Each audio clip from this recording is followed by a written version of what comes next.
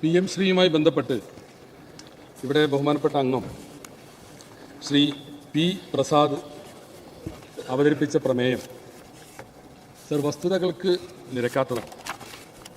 ഈ പദ്ധതി കഴിഞ്ഞ സർക്കാർ ഒപ്പിട്ടതാണ്.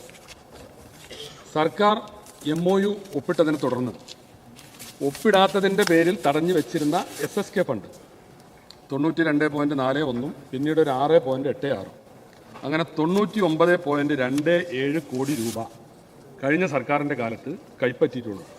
സാർ, എല്ലാം ചെയ്തത് കഴിഞ്ഞ സർക്കാരാണ്. പുതിയ സർക്കാർ വല്ല കരാറും ഒപ്പുവെക്കുകയോ തുടർ നടപടികൾ വല്ലതും സ്വീകരിക്കുകയോ ഇതുവരെ ചെയ്തിട്ടില്ല. സാർ, ഇതിൻ്റെ ഒരു ചരിത്രത്തിലേക്ക് പോയാൽ 2022 തുടക്കം കുറിച്ചതാണ് ഈ പദ്ധതി. 22 മുതൽ ഉള്ള 5 വർഷക്കാലമാണ്. 2023 ഫെബ്രുവരി 24 കേന്ദ്ര വിദ്യാഭ്യാസ സെക്രട്ടറി സഞ്ജയ് കുമാർ IAS കേരളത്തിനൊരു കത്തയക്കുക. സർ, ആ കത്തിൽ MOU ഒപ്പിടാനും അതുപോലെ തന്നെ സ്കൂളുകൾ തിരഞ്ഞെടുത്ത് തരണമെന്നുമാണ് കേന്ദ്രം ആവശ്യപ്പെട്ടത്. അതിന് നമ്മുടെ അന്നത്തെ വിദ്യാഭ്യാസ സെക്രട്ടറി, കഴിഞ്ഞ ഗവൺമെൻറ്റിൻ്റെ കീഴിലുള്ള വിദ്യാഭ്യാസ സെക്രട്ടറി റാണി ജോർജ് IAS പ്രിൻസിപ്പൽ സെക്രട്ടറി 30/3/24 ഒരു അഷ്വറൻസ് ലെറ്റർ കേന്ദ്രത്തിന് കൊടുക്കുകയാണ്. സർ, ആ കത്തിൽ പറയുന്നത് 30/3/24 ആ കത്തിൽ പറയുന്നത് the state is looking forward to establish PM Shri schools in Kerala. In this regard, a state-level committee headed by Principal Secretary, General Education has been constituted. Based on the recommendation of the committee, the MOU for establishing PM Shri School will be signed by the state before the academic year 24-25. എന്ന് പറഞ്ഞാൽ 24-25 സാമ്പത്തിക വർഷ അധ്യയന വർഷത്തിന് മുമ്പ് ഞങ്ങളിത് ഒപ്പിട്ടോളാം, ഇതിവിടെ നടപ്പാക്കാൻ ഞങ്ങൾ സന്നദ്ധമാണ് എന്ന് പറഞ്ഞ് പൊതുവിദ്യാഭ്യാസ സെക്രട്ടറി കേന്ദ്രത്തിന് അയച്ച കത്താണ് സർ ഞാനിവിടെ വായിച്ചത്. പിന്നെ ഈ പറയപ്പെടുന്ന കമ്മിറ്റി കൂടിയിട്ട് അവർ 17/7/24 PM ശ്രീ പദ്ധതി കേരളത്തിൽ നടപ്പാക്കുന്നതുമായി ബന്ധപ്പെട്ട്, അതിൻ്റെ ഹെഡിങ് അങ്ങനെയാണ്, PM ശ്രീ പദ്ധതി കേരളത്തിൽ നടപ്പാക്കുന്നതുമായി ബന്ധപ്പെട്ട് രൂപീകരിച്ച കമ്മിറ്റിയുടെ റിപ്പോർട്ട്. അത് മുഴുവൻ ഞാൻ വായിക്കുന്നില്ല. ലാസ്റ്റ് കൺക്ലൂഷൻ: മേൽ കൊടുത്തിരിക്കുന്ന ചർച്ചയുടെയും ശുപാർശകളുടെയും വെളിച്ചത്തിൽ കേരളത്തിന് കേന്ദ്രാവിഷ്കൃത പദ്ധതികളിലൂടെ ലഭിച്ചുകൊണ്ടിരിക്കുന്ന ഫണ്ട് നഷ്ടപ്പെടാതിരിക്കുവാനും സർക്കാർ സ്കൂളുകൾക്കും സ്കൂളിലെ കുട്ടികൾക്കും ലഭിച്ചുകൊണ്ടിരിക്കുന്ന ആനുകൂല്യങ്ങളും തടസ്സപ്പെടാതിരിക്കുന്നതിനുമായി PM ശ്രീ പദ്ധതി നടപ്പിലാക്കാവുന്നതാണെന്നും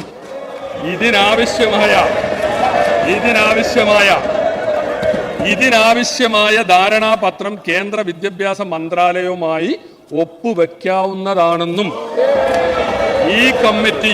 ഈ കമ്മിറ്റി ശുപാർശ ചെയ്യുന്നു. ഇതാണ് 17/7/24 കഴിഞ്ഞ ഗവൺമെന്റിന്റെ കീഴിൽ നടന്ന കമ്മിറ്റിയുടെ തീരുമാനം. സർ, അത് കഴിഞ്ഞ് ഞാൻ ചുരുക്കി പറയാം, ഇതൊക്കെ എല്ലാവരും കേരളത്തിലെ എല്ലാ ജനങ്ങളും കണ്ടതാണ്. പിന്നെ 2025 ഒക്ടോബർ 16 MOU ഒപ്പിട്ടു. MOU ഒപ്പിട്ട് ഈ സംസ്ഥാനത്തെ പ്രതിസന്ധിയിലാക്കിയവരാണ് സാർ അപ്പുറത്തിരിക്കുന്നത്. ഇവിടെ ഈ PM ശ്രീയിൽ ഒപ്പിടാതെ മാറി നിന്നിരുന്ന സംസ്ഥാനങ്ങളിൽ ഒന്നായിരുന്നു കേരളം. പക്ഷേ എല്ലാവരെയും മുൾമുനയിൽ നിർത്തി ഇരുട്ടിന്റെ മറവിൽ അന്ന് ഒപ്പിട്ട കഥകളൊക്കെ അന്നത്തെ മന്ത്രിയുടെ ഓഫീസിൽ നിന്ന് കിട്ടിയാണ്. ഒരാളും പുറത്തറിയാതെ വളരെ രഹസ്യമായി ക്യാബിനറ്റിനെ പോലും അറിയിക്കാതെ, CPI-ക്കാർക്ക് അഭിപ്രായമുണ്ടോ, CPI-ക്കാർ പോലും അറിയാതെ അന്ന് ബിനോയ് വിശ്വം എന്താ പറഞ്ഞത്? ബിനോയ് വിശ്വം അന്ന് ചോദിച്ചത് ഇതെന്ത് സർക്കാരാണെന്നാണ് ബിനോയ് വിശ്വം ചോദിച്ചത്. കാരണം ഒരു ഉത്തരവാദിത്തമില്ല, CPI-ക്കാർ അറിഞ്ഞിട്ടില്ല. സർ, ആ ധാരണാപത്രത്തിൽ എന്താ പറയുന്നത്? ഒക്ടോബർ 2025 നിങ്ങൾ ഒപ്പിട്ട ധാരണാപത്രം. ആ ധാരണാപത്രത്തിൽ വെറുതെ ബഹളം വെക്കല്ലേ, ആ ധാരണാപത്രത്തിൽ പറയുന്നത് DOSL SEL ആൻഡ് EL എന്ന് പറഞ്ഞാൽ ഡയറക്ടറേറ്റ് ഓഫ് എഡ്യൂക്കേഷൻ ആണ്. MOE ministry of education. GOI government of India reserves the right to rescind, cancel, terminate the agreement in the interest of public by giving a notice of 30 days. എന്ന് പറഞ്ഞാൽ ഇതിൽ നിന്ന് പിന്മാറാനുള്ള ഏക അധികാരവും അവകാശവും കേന്ദ്ര ഗവൺമെന്റിന് മാത്രമാണുള്ളത്. കേന്ദ്ര ഗവൺമെന്റിന് നിങ്ങൾ ഒപ്പിട്ട് കൊടുത്താണ്. നിങ്ങൾ ഈ എന്താ പറയാ കഴുത്തും കത്തിയും കൂടി അവിടെ കൊടുത്തു. നിങ്ങൾ പറയട്ടെ, കഴുത്തും കത്തിയും കൂടി അവിടെ കൊടുത്തു കേന്ദ്രത്തിന്, നിങ്ങൾ ഒപ്പിട്ട് കൊടുത്താണ്. അതിന്റെ മലയാളം ഒന്നും കൂടി ഞാൻ വിശദീകരിക്കാം. പൊതു താല്പര്യം മുൻനിർത്തി 30 ദിവസത്തെ മുൻകൂർ നോട്ടീസ് നൽകി, സർ ബഹളം വെക്കല്ലെന്ന് പറയും, മുൻകൂർ നോട്ടീസ് നൽകി ഈ കരാർ റദ്ദാക്കാനോ അവസാനിപ്പിക്കാനോ കേന്ദ്ര സർക്കാരിനോ മാത്രം അവകാശം നിക്ഷിപ്തമായിരിക്കുന്നു. റിസർവ്സ്. ഇതാണ് സാർ ഇടതുപക്ഷം ഒപ്പിട്ട കരാറിലെ വ്യവസ്ഥ. ഇതാണ് ഇടതുപക്ഷം ഒപ്പിട്ട കരാറിലെ വ്യവസ്ഥ സർ. എന്നിട്ട് ഇതാണ് ഇടതുപക്ഷം ഒപ്പിട്ട കരാറ്. സത്യത്തിൽ സംസ്ഥാനത്തിന്റെ താല്പര്യങ്ങൾ പരിഗണിച്ച് പിണറായി സർക്കാർ ഒപ്പുവെച്ച ഒരു കരാറിനെ കുറിച്ച് ഇപ്പോൾ വ്യാജ പ്രചാരണം നടത്തുന്നവർ ഓർക്കേണ്ടത്, ഈ സർക്കാർ ഞങ്ങൾ അധികാരത്തിൽ വന്നിട്ട് 1 മാസമേ ആയിട്ടുള്ളൂ. ഞങ്ങളൊരു കരാർ ഇവിടെ ഇപ്പോൾ ഒപ്പിട്ടിട്ടില്ല. നിങ്ങൾ ചെയ്തതുപോലെ നിഗൂഢമായ പ്രവർത്തനങ്ങളൊന്നും നടത്തിയിട്ടില്ല. നിഗൂഢമായ പ്രവർത്തനം ഞാൻ പറഞ്ഞു, എല്ലാവരെയും ഇരുട്ടിൽ നിർത്തി ക്യാബിനറ്റിൽ പോലും ചർച്ച ചെയ്യാതെ വളരെ ഗോപ്യമായി രഹസ്യമായി ഒപ്പുവെച്ച ഒരു കരാറാണിത് സർ. സഖ്യകക്ഷികളെ അറിയിച്ചില്ല, പരമരഹസ്യമായിട്ട് ചെയ്തു. മുഖ്യമന്ത്രിയുടെ ഒത്താശയോടുകൂടി അന്നത്തെ വിദ്യാഭ്യാസ മന്ത്രിയാണ് ഈ പണികളൊക്കെ ചെയ്തത് സർ. ആ ജാള്യത മറക്കാനാണ് ഞങ്ങൾക്കെതിരെ ആരോപണം ഉന്നയിക്കുന്നത്. പിന്നെ ഇപ്പോൾ ഈ അടിയന്തര പ്രമേയത്തിന്റെ നോട്ടീസിലും പറയണേ, ഞങ്ങൾ ഒപ്പിട്ടു ശരിയാണ്, പക്ഷെ ഞങ്ങൾ റദ്ദാക്കി. ഒപ്പിട്ട കരാർ ഞങ്ങൾ റദ്ദാക്കി എന്നാണ് നിങ്ങളുടെ വാദം. എവിടെ റദ്ദാക്കി? റദ്ദിന്റെ കത്ത് ഞാൻ വായിക്കാം സർ. ഇത് പ്രശ്നം പ്രതിസന്ധിയൊക്കെ ആയപ്പോൾ വലിയ വിവാദമായി തെരഞ്ഞെടുപ്പ് വരുന്നു. നിങ്ങൾ കൊടുത്തത് 12/11/25 കത്ത്. അതിൽ നമ്മളുടെ ഇവിടെ നിന്ന് അങ്ങോട്ട് അയച്ച കത്ത്, kind attention is invited to the reference cited in the view of the concern raised regarding the implementation of the memorandum of understanding referred to above.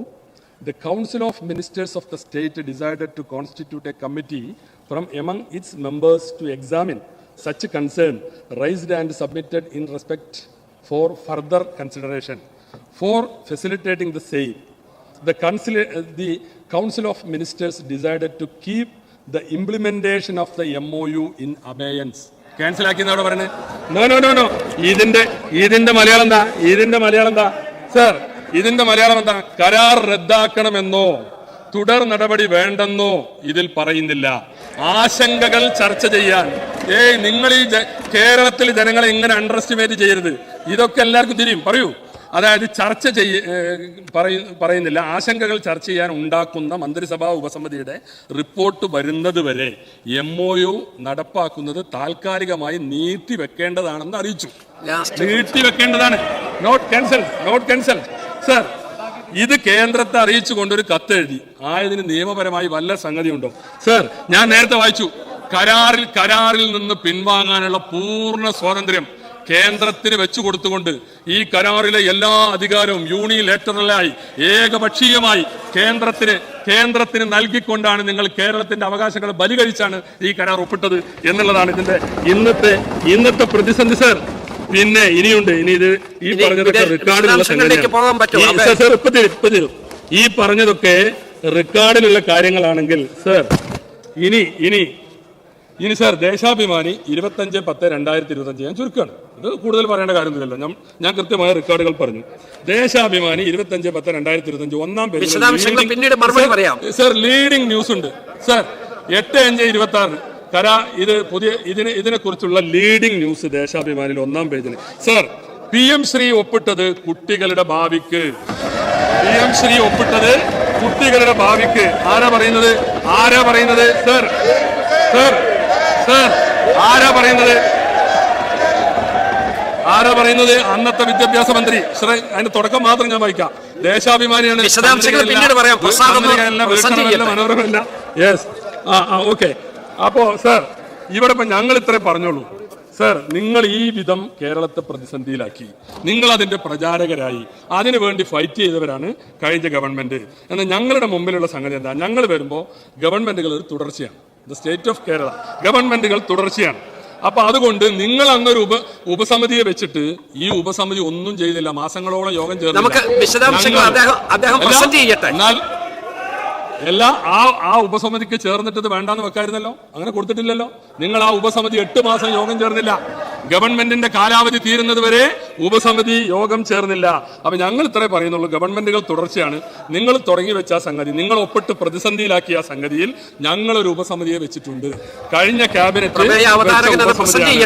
ആ ഉപസമിതിയുടെ തീരുമാനങ്ങൾ വരുന്നതിന് മുമ്പ് ഇങ്ങനെ ഒരു അടിയന്തര പ്രമേയം അവതരിപ്പിക്കാൻ ബഹുമാനപ്പെട്ട പ്രതിപക്ഷത്തിനോ പ്രമേയ അവതാരകനോ അവകാശമില്ല. കാരണം ഊഹങ്ങളുടെ പേരിൽ റൂൾ 50 നിൽക്കില്ല. കാരണം ഊഹമാണ്. ഇവിടെ ഈ ഗവൺമെന്റ് എന്തെങ്കിലും തീരുമാനമെടുത്ത് പ്രഖ്യാപിച്ചോ? അപ്പോ ഇതെല്ലാം നിങ്ങൾ ചെയ്തിട്ട് ഞങ്ങളെ ഇതിന്റെ ആളുകളാക്കാൻ ശ്രമിക്കരുത്. ഞാൻ അവസാനിപ്പിക്കാൻ